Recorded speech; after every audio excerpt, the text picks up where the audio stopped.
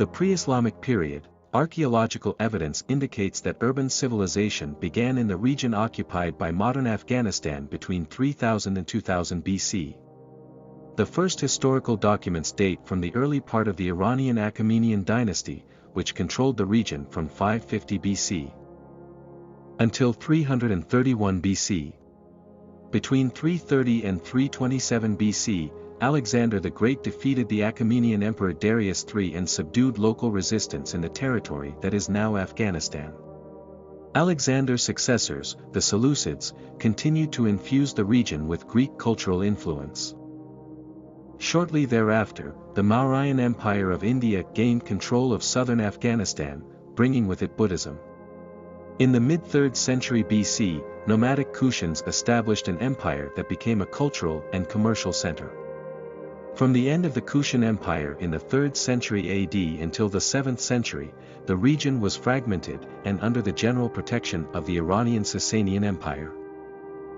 The Islamic and Mongol conquests, after defeating the Sasanians at the Battle of Qadisiyah in 637, Arab Muslims began a 100-year process of conquering the Afghan tribes and introducing Islam. By the 10th century, the rule of the Arab Abbasid dynasty and its successor in Central Asia, the Samanid dynasty, had crumbled. The Ghaznavid dynasty, an offshoot of the Samanids, then became the first great Islamic dynasty to rule in Afghanistan. In 1220 all of Central Asia fell to the Mongol forces of Genghis Khan. Afghanistan remained fragmented until the 1380s, when Timur consolidated and expanded the existing Mongol Empire. Timur's descendants ruled Afghanistan until the early 16th century. The Pashtun rulers, in 1504 the region fell under a new empire, the Mughals of northern India, who for the next 2 centuries contested Afghan territory with the Iranian Safavi dynasty. With the death of the great Safavi leader Nadir Shah in 1747, indigenous Pashtuns, who became known as the Durrani, began a period of at least nominal rule in Afghanistan that lasted until 1978. The first Durrani ruler, Ahmad Shah, known as the founder of the Afghan nation, united the Pashtun tribes and by 1760 built an empire extending to Delhi and the Arabian Sea. The empire fragmented after Ahmad Shah's death in 1772, but in 1826 Dost Muhammad, the leader of the Pashtun Mohammedzai tribe, restored order. In 1880 Abdur Rahman, a Durrani, began a 21-year reign that saw the balancing of British and Russian interests, the consolidation of the Afghan tribes, and the reorganization of civil administration into what is considered the modern Afghan state. During this period, the British secured the Durand Line, 1893, dividing Afghanistan from British colonial territory to the southeast and sowing the seeds of future tensions over the division of the Pashtun tribes. Abdur Rahman's son Habibullah, ruled 1901–19, continued his father's administrative reforms and maintained Afghanistan's neutrality in World War I.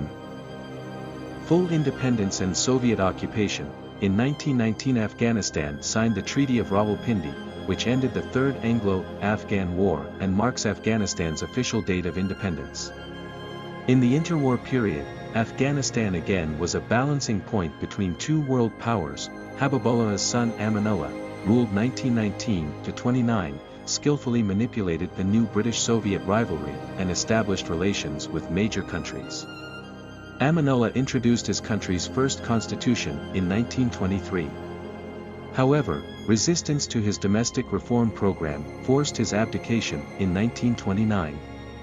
In 1933 Amanullah's nephew Muhammad Zahir Shah, the last king of Afghanistan, began a 40-year reign. After World War II, in which Afghanistan remained neutral, the long-standing division of the Pashtun tribes caused tension with the neighboring state of Pakistan, founded on the other side of the Durand Line in 1948. In response, Afghanistan shifted its foreign policy toward the Soviet Union. The prime ministership of the king's cousin Muhammad Daud, 1953–63, was cautiously reformist, modernizing and centralizing the government while strengthening ties with the Soviet Union. However, in 1963 Zahir Shah dismissed Daud because his anti-Pakistani policy had damaged Afghanistan's economy. Civil war and the Taliban. The 1988 agreement did not settle differences between the government and the Mujahideen, and in 1992 Afghanistan descended into a civil war that further ravaged the economy. Among the leaders of the warring factions were Ahmad Shah Massoud, an ethnic Tajik, Gulbuddin Hekmatyar, a Pashtun, and Abdul Rashid Dostum, an Uzbek. Despite several temporary alliances, struggles among the armed groups continued until one Islamic fundamentalist group, the Taliban, gained control of most of the country in 1996. The Taliban used an extremist interpretation of Islam to assert repressive control of society. The economy remained in ruins, and most government services ceased. The Taliban granted the Arab terrorist organization Al-Qaeda the right to use Afghanistan as a base. As Al-Qaeda committed a series of international terrorist acts culminating in attacks on the United States on September 11, 2001, the Taliban rejected international pressure to surrender Al-Qaeda leader Osama bin Laden. When the United States and allies attacked Afghanistan in the fall of 2001, the Taliban government collapsed, but Taliban and Al-Qaeda leaders escaped. A United States-led international security assistance force began an occupation that is still in place in 2008. Rebuilding the country. In December 2001, Afghan leaders in exile signed the Bonn Agreement, forming an interim government, the Afghan Interim Administration, under the leadership of the Pashtun moderate Hamid Karzai. In 2002 Karzai was selected president of the Transitional Islamic State of Afghanistan, whose ruling council included disparate leaders of the anti-Taliban Northern Alliance. A new constitution, written by a specially convened Loya Jirga, or Constituent Assembly of Regional Leaders, was ratified in early 2004. In October 2004, an overwhelming popular vote elected Karzai president of the Islamic Republic of Afghanistan. However, regional warlords and large areas of Afghanistan remained beyond the control of the Karzai government. Despite substantial international aid, the Afghan government, which included representatives from many factions, was unable to address numerous social and economic problems. The parliamentary elections of September 2005 gave regional warlords substantial power in both houses of the National Assembly, further jeopardizing Karzai's ability to unite the country.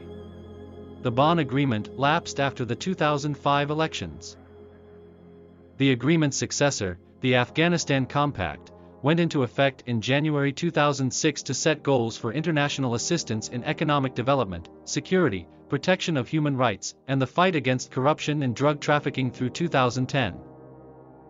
In the meantime, the resurgent Taliban intensified terrorist activities in areas beyond government control, particularly the southeastern provinces. In mid-2006, North Atlantic Treaty Organization, NATO, forces turned back a Taliban offensive aimed at Kandahar. However, beginning in 2007 the Taliban utilized safe havens in adjacent Pakistan to gradually restore and expand its control in Afghanistan. In early 2008, it controlled an estimated 10% of the country, while the government controlled only an estimated 30%. Local tribes controlled the remaining territory.